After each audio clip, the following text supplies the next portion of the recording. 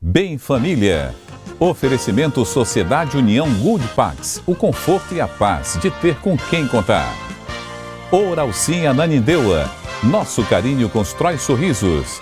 Marque uma consulta de avaliação. 3277-8330.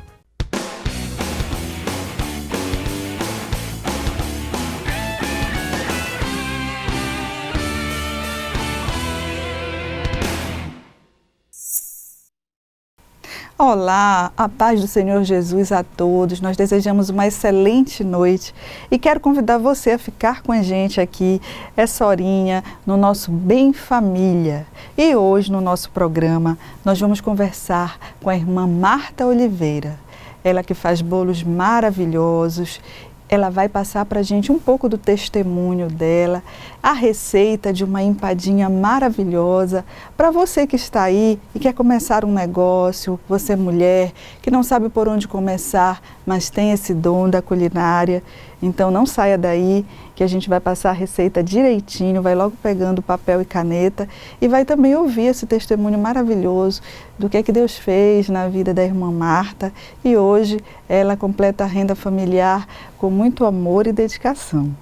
E nós vamos também conversar com o pastor Ronaldo Oliveira. Ele vai falar com o Nelson sobre os livros apócrifos. Você já ouviu falar? Pois é, ele vai comentar tudo conosco e você vai ficar sabendo mais sobre quais são e o que são os livros apócrifos. E também vamos mandar os nossos abraços, você vai também saber um pouco mais sobre a nossa agenda da nossa consultoria social para o mês de agosto. E nós estamos de volta aqui no nosso programa Bem Família e como nós falamos no início do nosso programa, nós vamos conversar com a irmã Marta Oliveira. Ela que faz coisas deliciosas, depois nós vamos dar com mais detalhes o negócio dela para você entender melhor, mas ela é conhecidíssima no arraial aí dos crentes, principalmente dos assembleianos, por fazer essas delícias. E ela está aqui hoje para dar o testemunho dela em relação à fé, à força, ao dom que Deus nos deu e para falar com você, mulher que está aí, né, de repente triste, achando que não consegue fazer nada e que está precisando, né, fazer alguma coisa, alguma atividade para aumentar a renda familiar. Então, chegou a hora da gente conhecer a história da irmã Marta, senhora. Boa noite. Tudo bem, querida? Tudo bom. A paz do Senhor. A paz do Senhor. Obrigada por você ter vindo aqui conosco, né, irmã?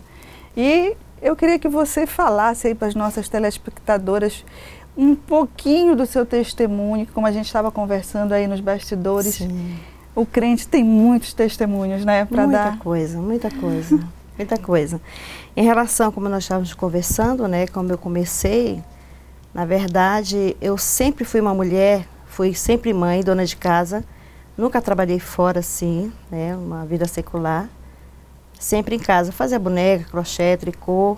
Chegou um tempo que eu fui cabeleireira, passei o quê? 14 anos. Uhum. Depois de 14 anos, assim, a profissão parece que foi assim, minguando. Sim. E eu disse, meu Deus, o que é que eu vou fazer? Eu preciso ganhar um recurso, porque isso aqui é um complemento, né, da nossa renda, ajuda em casa. Mas, eu conversando com meu filho, com o Alisson, disse, Alisson, eu queria fazer alguma coisa para melhorar o orçamento aqui. Ele disse, mãe, o que a senhora quer fazer? E eu disse, Alisson, eu não sei o que eu quero fazer. Aí ele falou, mãe, o que a senhora sabe fazer? Olha, meu filho, eu sei fazer bolo. Comida, mas não quero entrar em cozinha assim para fazer muita comida. Enfim. Aí ele disse assim, a senhora quer fazer bolo mesmo? Então, na nossa igreja, nós tínhamos uma ação, Amor que Move a Rua. Então, era a semana de fazer bolo, para entregar bolo para essas pessoas. Ele disse, mãe, a senhora quer fazer bolo? Eu digo, eu faço. Quanto a senhora precisa? Eu digo, eu não sei, nem forma eu tenho. E ele disse, então tá, então eu vou lhe dar no valor de R$200. Ele me deu R$200. Vá lá e compre, eu quero 10 bolos. Olha. E eu só tinha 2 formas em casa, igual a botija, né? Uhum. Pouquinho Sim, óleo, sim, só um pouquinho daquilo multiplicou. Sim. E eu fui, comprei 6 formas E eu sei que eu comprei material, corri, fui no supermercado, comprei. E eu postei esse bolo. Eu fiz 10 bolos no meu fogão de casa mesmo, né? Como até hoje é o mesmo fogão. Olha, que legal. É o mesmo fogão que você faz essa comida, seu café, é o mesmo. E muitas pessoas, muitas mulheres acham, né, irmã, que é necessário um fogão industrial para fazer, né? Não. Na verdade, não. A gente vai começando com o que a gente Se puder, tem, né? sim. Se né? puder, claro. Se puder, sim. Mas eu comecei com o que eu tinha em casa, com a batedeira manual mesmo. Tudo que eu só comprei o material de trigo, farinha, essas coisas, né, para fazer. E eu sei que eu gastei R$150. Ainda sobrou 50 reais. E eu comprei, eu fiz e era para ele esse bolo, para dar para ação. E eu postei. E quando eu postei, eu disse, estou fazendo o meu bolo. Comecei, isso foi dia 11 de fevereiro de 2016. Aí eu coloquei, Marta, tu tá vendendo bolo, tá vendendo bolo. Aí eu fiquei assim, digo, Adil, estão perguntando se estou vendendo bolo. E eu disse, eu vou vender. E isso era na quinta-feira e os bolos eram para sexta-feira. E eu disse, estou vendendo. Eu digo, amor, estão querendo você fazer a entrega? Ele disse, faço. Olha só. Eu sei que eu vendi todos os 10 bolos nesta mesma noite de quinta-feira. Amanheci fazendo bolo porque era para sexta-feira.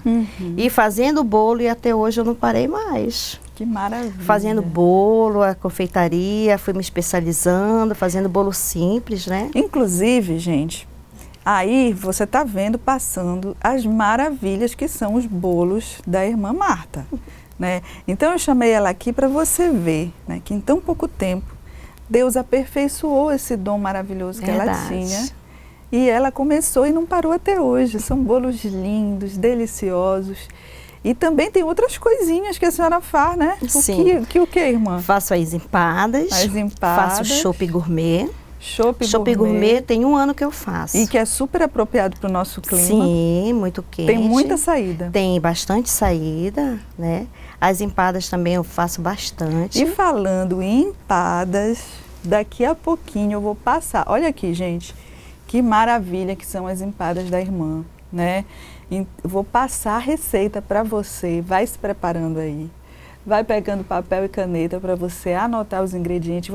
Vou passar tudo passo a passo para você fazer e começar o seu negócio, né? De repente Deus está aí falando com você, olha, você é capaz, você pode todas as coisas porque eu estou contigo. Eu acho, né, irmã, você concorda comigo que às vezes vem essas vontades no nosso coração, mas ao mesmo tempo, né, o inimigo das nossas almas, ele começa a colocar, não é capaz, ninguém vai querer, né? E quando a gente vê que quando você realmente tem a sua fé, né, como você teve, primeiramente, porque eu sei que a sua família é toda uma família, né, o seu esposo pastor, inclusive ele está aqui conosco, queremos agradecer a presença, o pastor Adiel, né? Seus filhos, e isso é muito importante. Muito. Né? Inclusive, assim, eu digo assim, o apoio da família é fundamental. Ele estava dizendo que os seus filhos que fazem a rede social... eles me ajudam, né, bastante, o Alan, que faz no Instagram para mim. Então, o apoio da família, eu tive o apoio dos meus filhos, o apoio do meu esposo até hoje. Nenhum momento, não faz, desiste. Muito pelo contrário. Vai fazer? Faça. Tenho todo o apoio, meus filhos me apoiam, minhas noras. É um apoio. Isso é muito importante. Muito importante. Muito importante, porque às vezes a mulher, quando ela quer fazer alguma coisa, seja um tricô, seja uma venda de bolo na porta, veja um chopp, os próprios da casa tiram a força dela. Isso, é verdade. E é o que acontece? A baixa estima daquela mulher, olha, vai lá para baixo. Ela fala, eu não vou conseguir, eu não vou fazer. Mas se ela conseguir fazer, porque eu digo assim, todas as mulheres, eu recebo muitas mensagens, Marta, o que eu faço isso? Pode fazer, minha querida, qualquer coisa eu te ensino, enfim. Então, eu tenho muita admiração por mulheres que vendem. Tem pessoas que falam, mas Marta, você precisa vender um shopping, botar a placa na sua porta? Preciso. Claro. Eu preciso, eu gosto, eu tenho prazer em fazer. Eu amo, É uma profissão que você abraçou, sim, né, irmã? Sim, isso é maravilhoso. Primeiro você tem que gostar. Eu não fiz nenhum curso para fazer bolo, nenhum curso. Essas empadinhas aí, eu aprendi com a minha mãe. Todas as festas aqui de aniversário, a mamãe fazia empada. A minha mãe é uma receita de família. A minha mãe, hoje essas pessoas fazem, porque vai passando de pai para filho, para geração, enfim. A minha mãe, ela não sabia fazer bolo. O bolo da minha mãe não era bom. Eu aprendi a fazer bolo com uma vizinha minha. Eu tinha uma na faixa de 13 anos, chamada Dona Miloca. E ela ainda é viva. Olha que legal. E eu nunca mais esqueci a receita, a quantidade de ovos, a quantidade de trigo. Eu nunca mais esqueci. Carinho, né? O carinho, o cuidado. As pessoas pensam que cozinhar é de qualquer jeito. Não é. Não é. Se você tiver num mau dia, se você fizer de qualquer jeito, os ingredientes podem ser os melhores, mas não vai ficar bom, né? Então é muito importante isso. E a gente vai passar essa receita no final da entrevista para você anotar e quem sabe começar aí um novo negócio, né? O Choppinho Gourmet também dela é maravilhoso, mas você estava falando de cursos. Sim. E os pedidos são tantos para a irmã que ela vai dar a primeira turma de cursos de bolos decorados, é isso? Bolos decorados, nós vamos fazer bolos decorados agora. Qual é o dia, mês de setembro, dia 16, 18 e 19 de setembro. As vagas são limitadas, né? Limitadas. Então, quem quiser fazer o curso com a senhora, qual é o telefone que deve ligar? 982 02 22 37. 37. Está aí na sua tela para você que quer fazer o curso com a irmã Marta e começar aí um novo negócio, uma nova era aí na sua vida abençoada. E a gente quer agradecer muito a sua participação aqui conosco. Eu que agradeço. Desejar que Deus continue a lhe abençoar, juntamente com a sua família, com os seus netinhos que vão chegar agora, tá? E não saia daí, que a gente vai passar agora a receita passo a passo da empadinha, que o nome do empreendimento da irmã é o Meu Bolo, como você está vendo aí, né? Então, anota aí, vai logo pegando papel e caneta.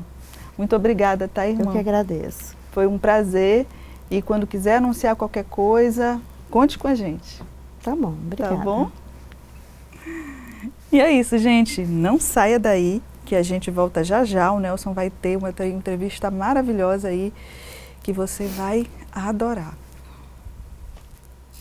E agora, pegue caneta e papel para você anotar a receita das deliciosas empadinhas da irmã Marta Oliveira.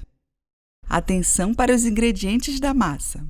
500 gramas de farinha de trigo sem fermento, peneirados por 2 vezes, isso é muito importante. 280 gramas de margarina que tenha 80% de lipídios. 2 ovos inteiros, a gema também tem que ser peneirada. E sal a gosto. Agora vamos para o modo de fazer da massa. Coloque a farinha, os ovos, a margarina e o sal numa bacia média, mexendo constantemente até que a massa se torne uma farofa. Para trabalhar a massa, colocar em cima de uma bancada, dobrando ora na sua direção, ora na direção contrária, pressionando a massa com a base das mãos. Vire a massa e continue a repetir o processo de pressionar e dobrar. Continue trabalhando a massa e, à medida que for necessário, use um pouco mais de farinha na bancada até que desgrude das mãos. E aí você leva na geladeira e reserve essa massa por 30 minutos antes de recheá-la. Agora vamos para os ingredientes do recheio. Essa é uma opção de empadinhas de frango. 500 gramas de peito de frango cozido e desfiado. 2 cebolas médias cortadas em cubos. 2 pimentões médios cortados em cubos. 2 tomates médios cortados também em cubos. 5 colheres de sopa de cheiro verde picados. 3 colheres de sopa de salsa picados.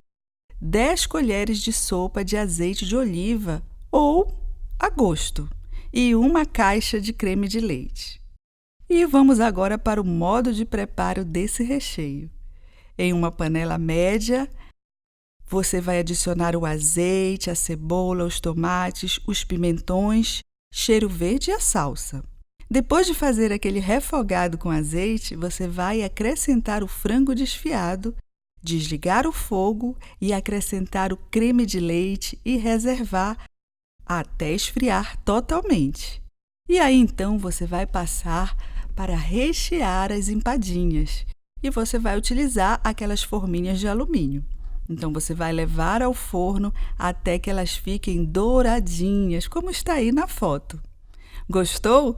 Agora é só colocar a mão na massa.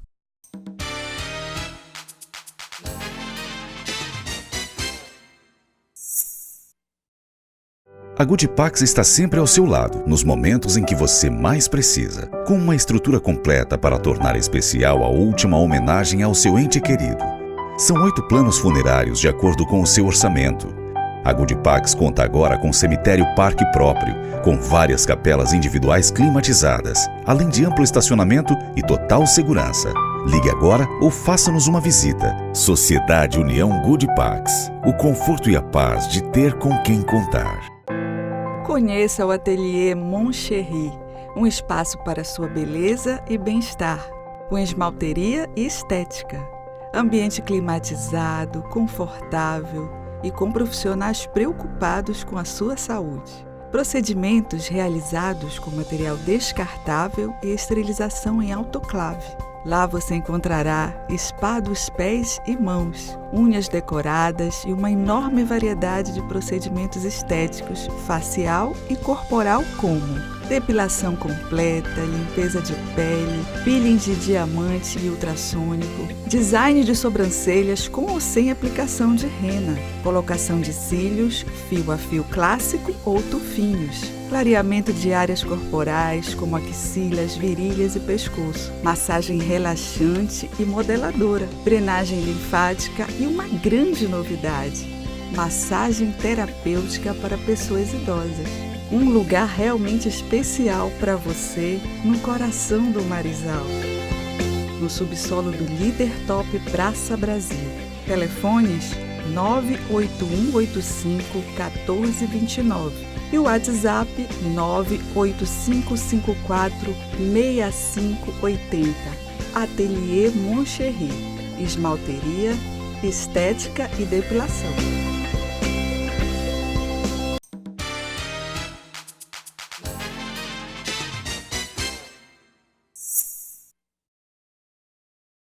Estamos aqui na segunda parte do nosso Bem Família e hoje a gente traz uma entrevista, um bate-papo aqui com o professor Ronaldo Oliveira. A gente vai falar sobre os livros apócrifos. Na realidade, depois o professor Ronaldo vai explicar para você o que é o livro apócrifo, né? Professor Ronaldo Oliveira, primeiramente uma satisfação tê-lo aqui no nosso programa mais uma vez, né? Que a gente já esteve aqui conversando sobre vários assuntos, né, professor? Verdade, o prazer é nosso estarmos aqui mais uma vez, sempre tratando de assuntos importantes para a comunidade cristã, em especial a comunidade evangélica, esclarecendo alguns assuntos que são pertinentes à fé cristã. Certo. Inclusive a gente tem vários assuntos, professor, que depois com o tempo a gente vai alinhavar aqui para que você venha mais vezes, porque na realidade a Bíblia, ela é um livro assim que tem alguns nós, né? Tem alguns pontos assim que na realidade nem vão ser desatados ainda aqui na Terra, né, professor? É verdade, Como o apóstolo Pedro disse, né, há pontos difíceis de entender, né? E que os leigos, indoutos, torcem para a sua própria perdição, né? Verdade. Então a gente precisa realmente conhecer, entender melhor para que não haja essas distorções aí. E se assim caia nas armadilhas dos falsos profetas. É verdade, o que tem muito hoje, né?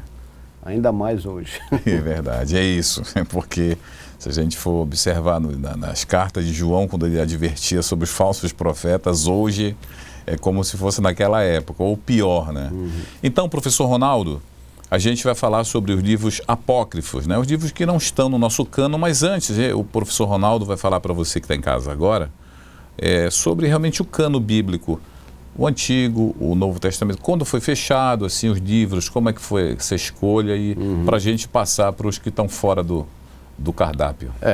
Na realidade, o cano, né, na realidade, é a lista dos livros considerados inspirados. Isso. E esses livros que a igreja detém como aqueles livros que vieram da parte de Deus.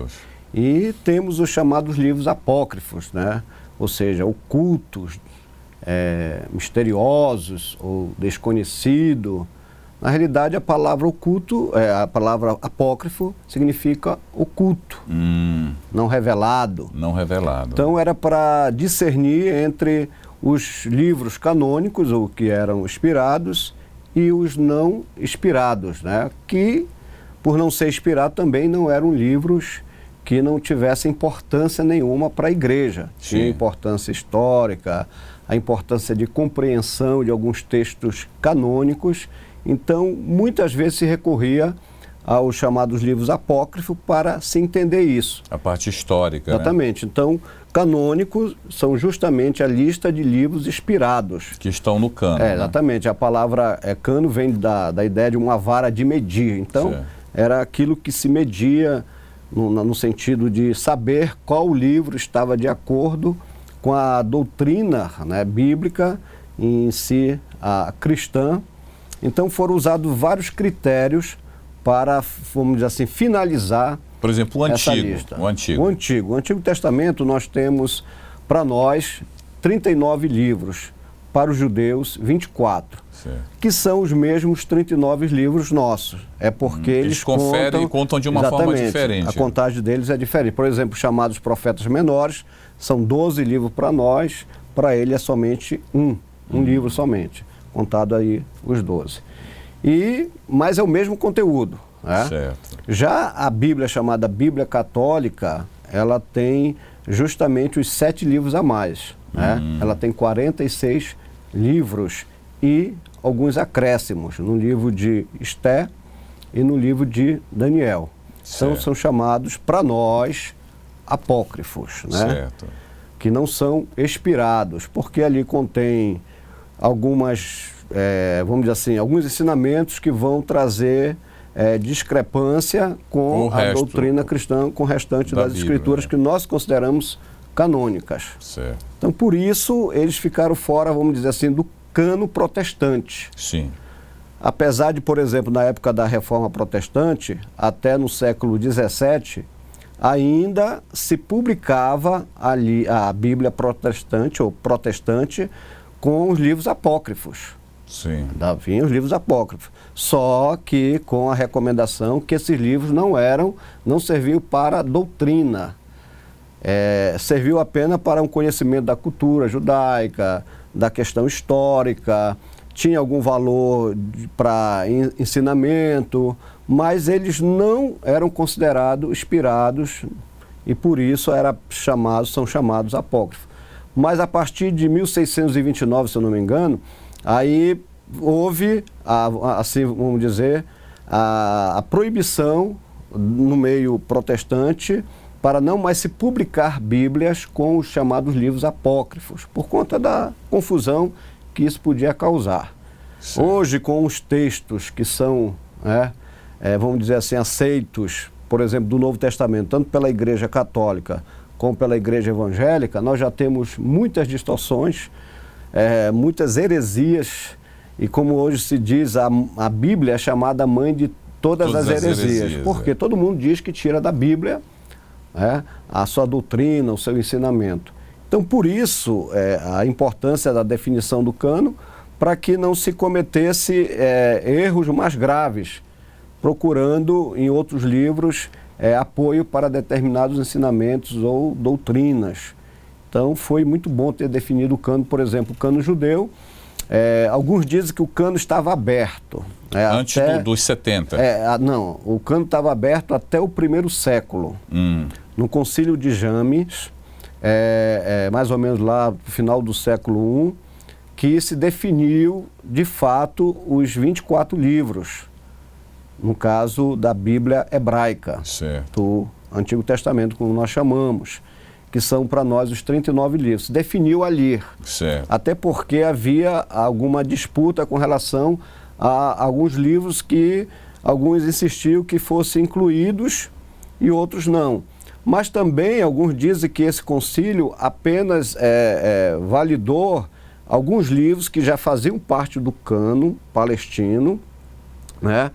E não era considerado inspirado por alguns judeus, como o livro de Cantares de Salomão e o livro de Esté, porque não tem a palavra Deus lá, não menciona Deus. É verdade. Então, na realidade, alguns acham que esse concílio apenas definiu essa questão, mas outros não, por conta da Septuaginta, já aí o século III para o século II a.C., a versão chamada a versão dos 70, Sim. Era uma versão do hebraico para o grego, ou seja, foi feita a Bíblia em grego, e essa versão continha 53 livros. 53 livros. Então, como ela estava em grego, e a maioria dos judeus mais não falavam mais o hebraico, e o grego era, vamos dizer assim, conhecido a língua corrente na época, que devido mais se a Alexandre falava, ter dominado, helenização e tudo, e ela caiu no gosto das pessoas, porque havia facilidade de se ler o texto, e não o texto em hebraico. E por isso ela se popularizou, vamos dizer assim. Tanto que se diz que Jesus usou a Septuaginta. Chegou a usar, né? Os discípulos usaram, fizeram referência à Septuaginta, até por conta da expansão do Evangelho. Então, ao se proclamar a nova dos Evangelhos, quando eles falavam das Escrituras, não era tinha no modo ainda, geral, não tinha ainda, vamos dizer assim, um cânon do Novo Testamento definido, fechado, né? Fechado, ainda estava assim, vamos dizer assim, em formulação ali o Novo Testamento. E quando eles falavam em Escrituras, estavam falando do quê? Do Antigo, né? Do Antigo Testamento, do cânon do Antigo Testamento. Sim. E qual era, vamos dizer assim, a versão que eles conheciam? Era a Septuaginta, em grego. Então, a igreja, a princípio, se utilizou do cânon da Septuaginta, os 53 livros, mas quando você olha as doutrinas definidas dentro do Novo Testamento, ou as menções do Novo Testamento, citações do Novo Testamento, inclusive da Septuaginta, a gente não pode deixar de reconhecer isso, mas não estava, vamos dizer assim, autorizando ou dizendo que esses livros eram inspirados, todos eles. Pois é, essa é a minha questão. A gente que eu digo, o povo judeu, né, o povo já judeu-cristão, judaico-cristão, conviveu com esses textos por longo tempo. Sim.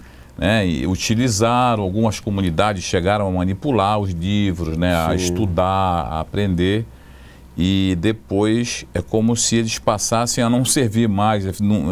Eu vejo assim que o descarte foi um pouco radical. Como é que você vê isso aí? Ele não presta mais para nada, de repente o que se utilizava já é proibido. Como é que o senhor pode analisar isso aí, pastor? Bem, a história conta, né? Tanto a história do cano como a história bíblica, a gente pode assim dizer. Só um parêntese, porque tanto o que foi canonizado quanto o não circulavam igualmente ali no meio do povo, né? Principalmente a Septuaginta. A Septuaginta, né? No caso. Ela circulou por conta que era uma versão em grego. Sim. E o povo tinha facilidade de falar. Por conta do cativeiro do povo judeu, a maioria, vamos dizer assim, deixou o hebraico de lado. Ficou esquecido. Quem conhecia de fato o hebraico eram os rabinos, os escribas, os casos dos fariseus, os saduceus e assim por diante. E eles estudavam a escritura, conheciam a escritura no hebraico e tudo mais, mas a maioria do povo, inclusive aí ia ter uma discussão... Teve que nasceu no cativeiro, né, que não... até porque existe uma discussão sobre a questão de eles sabiam ler ou não, conheciam ou não, e que eles dependiam das sinagogas para aprenderem sobre a lei, sobre vamos dizer assim, as escrituras, e isso... ia, vamos dizer assim, ficar na mão desses mestres, desses rabinos aí, eles aprenderem isso ou não. Dizer que ela circulava, né, como assim, população, de modo geral, tinha acesso. Circulava nas sinagogas, até no porque caso. ter o manuscrito não era barato, era algo caro, era difícil e tinha que ser autorizado, tinha vários critérios. Então, o que o povo sabia, no caso, falando aqui dos judeus, era aquilo que eles estudavam nas sinagogas, que eles aprendiam nas sinagogas, que eram muitas. Era a Torá, no caso, né? Mais a Torá, tinha a Torá, os profetas e os escritos, como eles dividem, no caso, o chamado Antigo Testamento, né? No caso, a Torá, né, que é o chamado Pentateuco, os profetas e os escritos. Então, inclusive, Jesus faz menção dessa divisão da Bíblia, vamos dizer assim. Mas quando você ouve e vê a citação no Antigo Testamento, você vê que era da versão dos 70. Sim. É essa que é a grande questão. Ele faz menção a versões... Jesus cita Isaías. Exatamente, versões da Septuaginta. Né? Os próprios apóstolos vão usar versões da Septuaginta. Como eu disse, era o texto que se tinha nas mãos naquela época. E o que foi que não foi canonizado da Septuaginta? Na realidade, o que não foi... Só Esther? Não. No caso, Cantares? No caso nossa, os 39 livros... Não, porque tem a Bíblia Católica. Nos casos dos 39 nossos, ficaram fora aí, 39 menos 53, dá o quê? Deixa eu ver agora, 13, 14. 14 livros fora, para nós. No caso dos católicos, ficaram apenas 7 livros fora, né? Desses livros aí estão terceiro e quarto de Macabeus, né? A Epístola de Jeremias, deixa eu lembrar aqui outro, a Oração de Manassés, se eu não me engano, e assim por diante. São 7, eu não lembro agora de cabeça os 7, e que ficaram de fora. Interessante que, por exemplo, quando se advoga a defesa da Bíblia Católica com relação aos 7 livros que eles têm, que a gente chama livros apócrifos, eles chamam de deuterocanônicos, que são, vamos dizer assim, posteriores, né? E tem também o pseudoepígrafe, né? O pseudoepígrafo, por exemplo, são aqueles livros que têm um nome, vamos dizer assim, do apóstolo Paulo, mas não foi o apóstolo Paulo que escreveu. Tipo o Apocalipse de Pedro, né? Deu-se o nome dele porque ele era conhecido na comunidade cristã e isso ia facilitar a sua circulação. Então, são chamados pseudoepígrafo, né? Ou seja, não foi a pessoa que escreveu. Isso acontecia muito naquela época. Então tem o chamado pseudoepígrafos e os livros apócrifos. Que os livros apócrifos, às vezes, traziam o nome da pessoa que escreveu, mas ele era vamos dizer assim, de origem duvidosa. Quando a gente fala que ele era oculto ou escondido, é que ele não era revelado. Ele era uma produção humana, e por ser uma produção humana, não era uma revelação. Então a ideia mais ou menos é essa, é apenas a distinção entre aquilo que foi revelado de fato, inspirado pelo Espírito Santo de Deus, e aquilo que era uma produção apenas humana, que tem algum conteúdo importante, né, bom, ou que até de edificação, mas que não tem a sua origem. Por exemplo, em nossas igrejas, nós escrevemos livros, pastores escrevem livros, padres escrevem livros que são bons para edificação, para motivação da fé cristã, mas esses livros bons podem ser lidos, apreciados, mas a gente não os considera o quê? Inspirados. Então, se fosse naquela época, a gente ia dizer que esses livros eram apenas apócrifos, né? Sim. E não inspirados, apenas para fazer essa distinção. Só que acabou o nome apócrifo, né, ou esse vocabulário apócrifo, dando uma conotação de algo endemonizado, né? Não, isso aí é um livro, inclusive esses documentários que passam na TV fechada, né? Os livros proibidos, né? Os livros escondidos, né? Dá essa conotação, a pessoa fica curiosa de querer saber que livros são esses. Com medo até. Olha, livros que a igreja não queria que os cristãos ou que as pessoas lessem, aí, deve ser alguma coisa espantosa, o que a igreja está escondendo. Não era isso. A gente vai, inclusive, para o intervalo agora, professor, e a gente volta já para exatamente aprofundar isso aí, sobre essa questão dos apócrifos. Agora vamos centrar mais na questão dos livros apócrifos. aqui no nosso Bem Família. Já já a gente volta.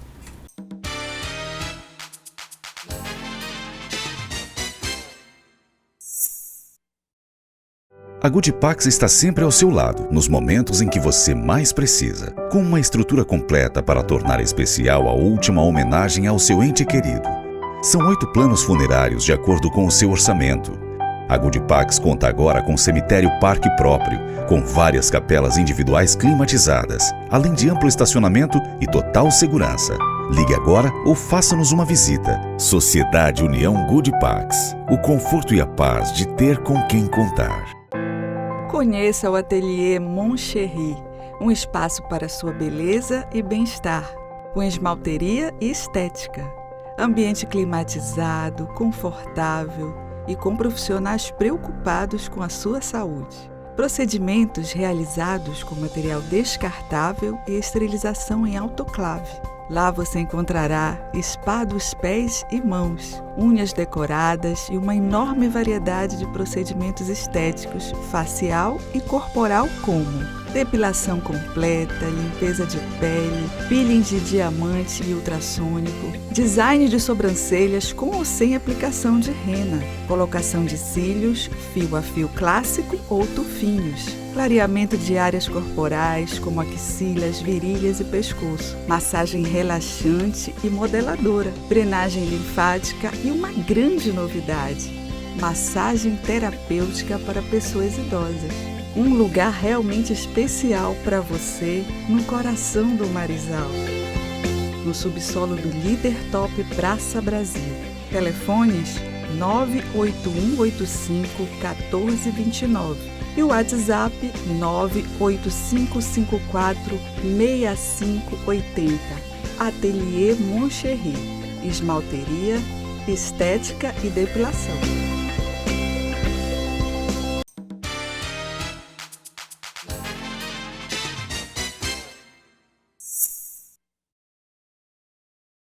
Voltando, conversando aqui no nosso Bem Família, nessa noite abençoada, com o professor Ronaldo Oliveira. O professor Ronaldo, inclusive, ele está à frente agora, é pastor também do Ministério Graça e Paz, né? Igreja Evangélica Graça e Paz. Daqui a pouco ele vai estar dando para a gente o endereço, o horário dos cultos, tudo direitinho. Professor Ronaldo, então vamos aprofundar essa questão. Estávamos falando sobre a questão da difusão. A pergunta eu vou até repetir, professor, só para a gente ter, inclusive a resposta está indo bem em cima, só para quem chegou agora, ligou o televisor. Eu perguntei sobre essa questão dos livros apócrifos existirem, né, e circularem nas sinagogas, até porque os judeus pregavam na sinagoga, né, e como a nossa religião ela é judaico-cristã, então ela começou assim, né, até que foi levada para o mundo e depois as igrejas foram já utilizando de templos, de outros métodos, né, de outras formas de reuniões em casas, enfim. E aí eu perguntei para o professor Ronaldo sobre essa questão, que antes era lido e depois foi canonizado. Ele foi separado para fazer parte de um cânon, de uma Bíblia, de uma biblioteca, né, a Bíblia é uma compilação de livros. E aí a gente fala, quem foi que fez isso, professor? Bem, no caso dos judeus, né, a gente tem aí o caso do Esdra e Neemias, que eram escribas, aqueles que praticamente copiavam, né, os pergaminhos. Isso, a gente é bom explicar, eles escreviam, vamos supor, Jeremias, recebia a mensagem do céu, né, de Deus, digamos assim, através do Espírito, e ele tinha um escriba, né, que traduzia para o pergaminho. Exatamente, escrevia, né? Escrevia, na realidade, não traduzia, escrevia. E esses escribas, que eles tinham praticamente uma função de copista, né, de copiar, eles passaram a serem doutores da lei, ou seja, se tornaram conhecedores das escrituras. Até pela própria função. Pela própria função, né? E pelo cuidado, e todo o cuidado que eles tinham que ter, e familiaridade com tudo aquilo que eles tinham em mãos, eles passaram a se tornarem assim doutores praticamente da lei. E esses escribas, eles, por exemplo, no caso nós estamos falando aqui de Neemias e Esdras, que provavelmente organizaram o cânon do Antigo Testamento, né? Com a questão da vinda da Septuaginta, que foi uma versão, segundo aí conta a história, que isso aí é questionável também, se questiona, que foram 72 sábios, judeus, 72 né, rabinos judeus que fizeram a versão, no caso do Alexandria, hebraico, né? Exatamente, lá no Egito, na Alexandria, pelo rei Ptolomeu II, que pediu, né, que fosse feita uma versão em grego do livro dos judeus. Sim. Então, segundo diz aí uma história, tradição, né? A tradição, 72 sábios, ou 72 rabinos, se reuniram e fizeram a versão em grego, A Septuaginta. que é a Septuaginta. Leva esse nome por causa dos 70, né? São 72 na realidade, porque eram 6 de cada tribo, certo? São 12 vezes 6, 72. E aí eles levaram, segundo se diz, 72 dias ou 70 dias para completar essa versão em grego da Bíblia em hebraico. E alguns dizem que esses livros, chamados livros apócrifos lá que existiam, porque assim, se você olhar, os judeus produziram muitas literaturas, né? Num período chamado período interbíblico, que é praticamente o período de lá de 400 Eles têm anos. uma literatura grande, né? Inclusive nas cavernas de Qumran, né, que foram encontrados aí muitos escritos, muitos pergaminhos, praticamente em torno aí de 130 a 900 fragmentos de pergaminhos e 130 mais ou menos livros. Então se via ali produções de várias, vamos dizer assim, literaturas de várias classificações, vamos dizer assim.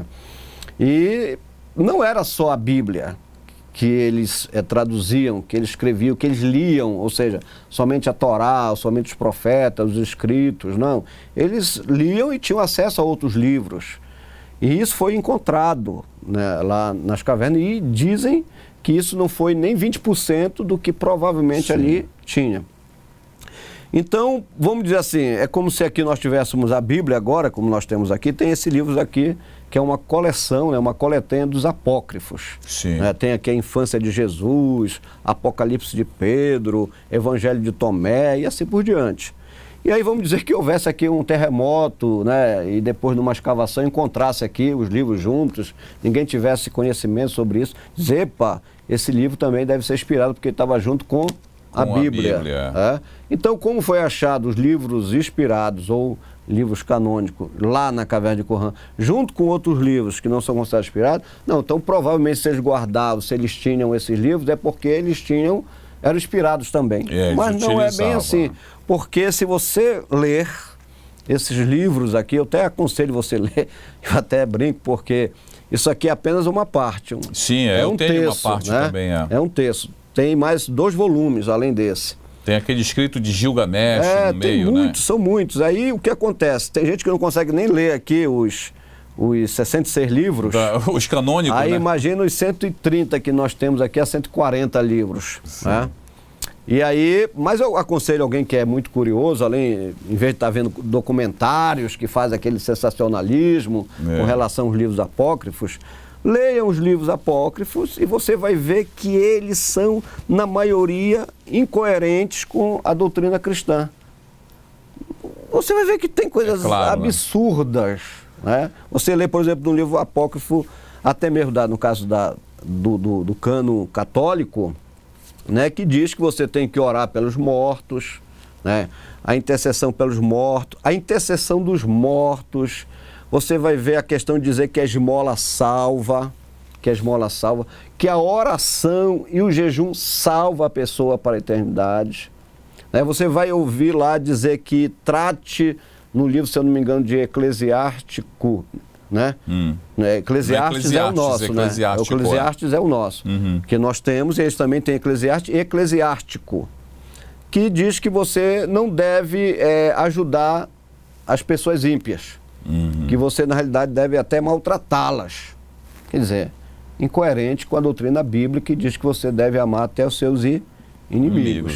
Então, se você aqui, por exemplo, eu tenho aqui alguns erros, tanto erros históricos como erros geográficos e como as chamadas heresias. Por exemplo, no livro de Tobias se ensina a fazer magia negra. Né?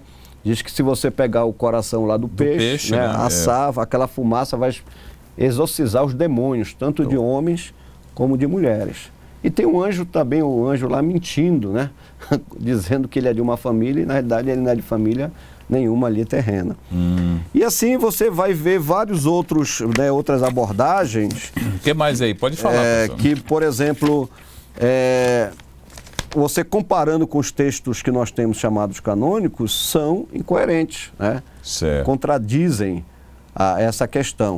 Então você vai ver aqui Macabeus, por exemplo, ele mesmo falando que esse livro não era inspirado e que se esperava um profeta, porque desde então... O Macabeus é interbíblico, né? É, um período antes de Jesus. Ele né? é um livro considerado histórico, sim. Sim. Primeira Macabeus é bastante histórico, mas já a segunda Macabeus, que na realidade não é uma continuidade de primeira Macabeus... Parece uma outra história. É uma outra versão, só que muito fantasiosa, cheia de visões, de coisas estranhas. Então é diferente. Então, por exemplo, os católicos dizem assim, não, mas nós tiramos da Septuaginta, e a Septuaginta era usada por Jesus, a Septuaginta era usada pelos apóstolos, né? E a maioria da igreja sempre usou a Septuaginta, inclusive os pais da igreja. Peraí, se eles acham que a Septuaginta é autoridade para dizer que eles têm esses 7 livros a mais e que por isso dá credibilidade, então a gente... Por que só os 7? Por que não os 14? Os outros livros que estão lá na Septuaginta não foram incluídos na Bíblia Católica, por exemplo, já que se usava a Septuaginta. Também os outros livros. Exatamente, esse é o argumento. Mas quando você olha os 7 livros, eles estão... Primeiros, eles não advogam para si inspiração, autoridade divina, certo? Eles mesmo falam da sua incapacidade de estar ali fazendo aquele texto ou trazendo aquele ensinamento, e também trazem doutrinas ou ensinamentos que vão de encontro mesmo, às doutrinas cristãs estabelecidas no Novo Testamento. Sim. Então, por isso eles estão fora do cano protestante. Porque se você olhar, a igreja realmente oficializou esses chamados livros apócrifos lá no Concílio de Trento, né? Em 1546, né, que foi chamado a Contra-Reforma. Ou seja, havia lá a denúncia do chamado protestante contra algumas doutrinas católicas, e eles começaram a dizer que essas doutrinas não tinham respaldo bíblico no cano, vamos dizer assim, inspirado. E aí o que eles fizeram? Eles já tinham esses livros, aí já tentaram respaldar, vamos respaldar, oficializá-los, né, e dizer que a igreja deu a eles essa condição de inspirados e para respaldar suas doutrinas, como, por exemplo, a questão da venda de indulgência, a questão da salvação pelas obras, a questão de a oração pelos mortos, a intercessão dos santos e assim por diante. Então, para que isso pudesse ser respaldado, eles precisavam desses livros. Como esses livros eram aceitos e lidos, mas não como livros que tivessem realmente sido inspirados, até alguns pais da igreja vão falar sobre esses livros, dizendo que eles eram livros bons para serem lidos, conhecidos, até como, vamos dizer assim, conhecimento cultural, da cultura, da história, e até alguma edificação, mas que eles não eram livros inspirados. Né? Só a partir de Agostinho, que ele começou a dizer que a Septuaginta toda era inspirada, ou esses livros eram inspirados, que a partir daí muitos dos escritores que depois trouxeram, vamos dizer assim, algumas informações em relação à Septuaginta, disseram que ela era inspirada, ou seja, que esses livros eram inspirados. Mas se você for ver no livro Cidade de Deus, de Agostinho, ele já vai falar que não, que esses livros eles eram bons, tinham algumas coisas importantes, mas que eles não poderiam ser colocados em pé de igualdade com os outros livros que realmente tinham sido oficializados pelos próprios judeus, no caso, né, no Concílio de Jâmia, lá no final do século I, tá? Que são os 24 livros lá deles, que é os mesmos 39 nossos. Inclusive, o próprio apóstolo Paulo, em Romanos capítulo 3, versículo 1 e 2, ele vai falar que aos judeus foi confiados os oráculos, a palavra de Deus. Então, se até hoje os judeus só aceitam os 24 livros, que são os 39 nossos, eu falei porque é por conta da divisão que é feita dos livros, que por isso que dá só 24, mas é o mesmo conteúdo dos nossos 39, se até hoje eles só aceitam esses livros, por quê? Nós, os cristãos, aceitaríamos mais livros se a eles foi confiado os oráculos, segundo diz lá em Romanos capítulo 3, verso 2. Então a gente precisa pensar isso e pesar isso, até porque, mesmo que historicamente, como acusam-nos, que simplesmente nós estamos invocando a historicidade, para poder dizer que esses livros são canônicos e os outros não são. Mas a igreja vai em busca da fé, daquilo que foi atestado pelo magistério da igreja. Mas se você comparar, como eu falei ainda há pouco, o que está escrito nos livros chamados apócrifos, nesses 7, inclusive nos acréscimos, que tem coisa até absurda, por exemplo, lá de Daniel, Daniel lá para matar um dragão, não sei de que tamanho, que era considerado um deus, ele faz lá uma comida, engana e faz o dragão comer, ele morre. Você vai ter que acreditar que existia dragões naquela época, é uma coisa mitológica. Então são coisas fantasiosas, grega, que tem muito, exatamente, a influência do helenismo dentro da própria Septuaginta, e muito isso, que não dá para harmonizar com o restante da Bíblia, com aquilo que realmente foi oficializado, em especial, como eu digo, no Antigo Testamento, porque no Novo Testamento nós não discutimos sobre isso. Falando nisso, o cano do Novo Testamento, queria que o senhor falasse também, esse cano não tem problema com relação a... Não tem problema com relação... Divergência. A divergência, no caso dos protestantes e os católicos. É 27, todos temos os 27. Há, claro, igrejas, por exemplo, que não aceitaram todos os livros do Novo Testamento, mas a maioria da cristandade aceita os 27 livros. Tá certo, então. Aí a gente teve conversando aqui, o nosso tempo, inclusive o Yuri já está ali para subir na mesa, dizendo que encerrou o tempo.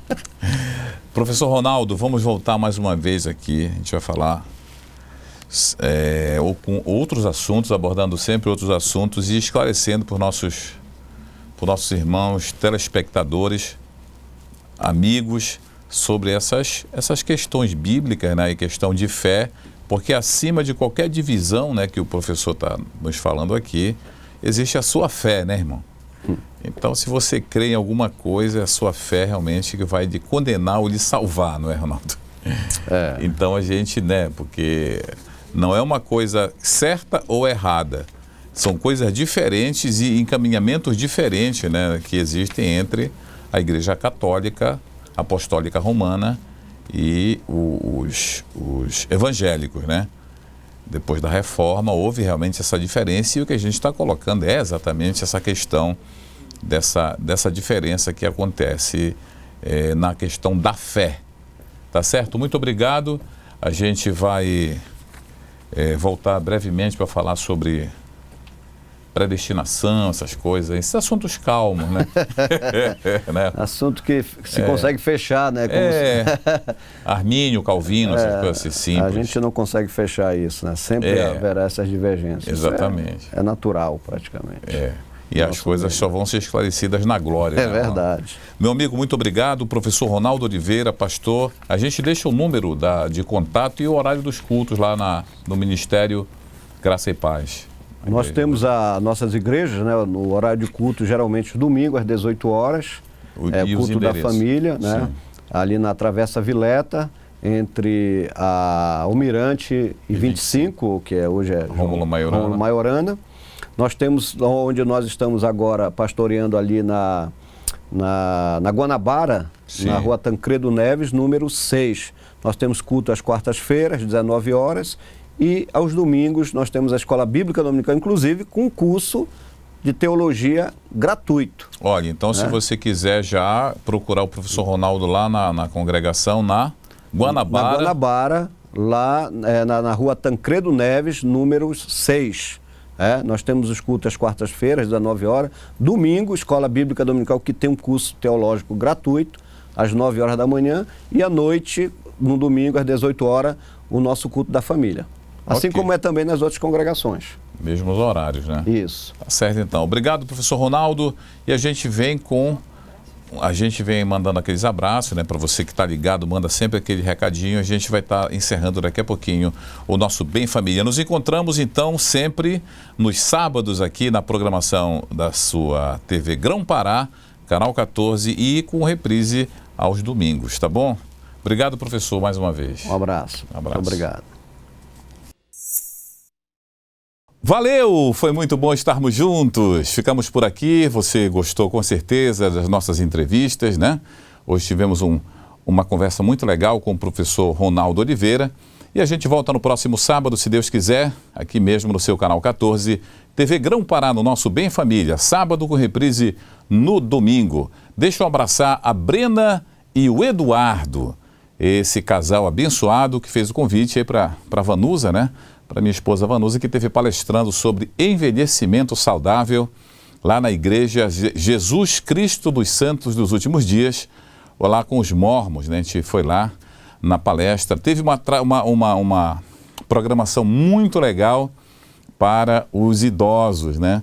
Inclusive a gente teve um grupo de idosos, senhoras lá da Sociedade Nipo-Brasileira, que esteve se apresentando, esse grupo lá, realmente demais. A gente manda inclusive um abraço para as nossas irmãs também lá da Associação Nipo-Brasileira. Gente, foi muito bom estarmos juntos. Um beijo a todos, um abraço no coração. Que Deus abençoe a sua família nessa semana que está começando e que guarde você de todo o mal, te proteja, te torne invisível ao mal, tá bom? Beijo no coração, gente. Até o próximo fim de semana. Tchau.